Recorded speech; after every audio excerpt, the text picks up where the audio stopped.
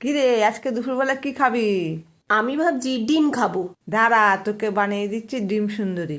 আচ্ছা, ঠিক আছে। ডিমটা ভালো করে সিদ্ধ করে তার মধ্যে নুন হলুদ ভালো করে মাখিয়ে নিলাম। আদা রসুন পেঁয়াজ কাঁচা লঙ্কা পেস্ট করে নিলাম। টুকরো করা আলুগুলোকে ভালো করে তেলের মধ্যে ভেজে নিলাম। ওই তেলের মধ্যে শুকনো লঙ্কা তেজপাতা আর জিরে ফোড়ন দিয়ে দিলাম। ওই তেলের মধ্যে দিলাম পেঁয়াজ বাটা এবং আদা রসুন বাটা এবং টমেটোর পেস্টটা দিয়ে দিলাম। দিয়ে ভালো করে নাড়াবে যেন মশলা কাঁচা গন্ধটা চলে যায়। দিয়ে দিলাম লবণ হলুদ লঙ্কার গুঁড়ো এবং নুন।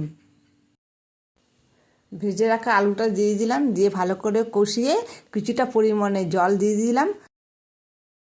ডিম ভাজাগুলোকে দিয়ে দিলাম, দিয়ে ভালো করে একটু কষিয়ে জল দিয়ে ঢাকা দিয়ে দিলাম। ঢাকনা খুললেই রেডি আমাদের ডিম সুন্দরী।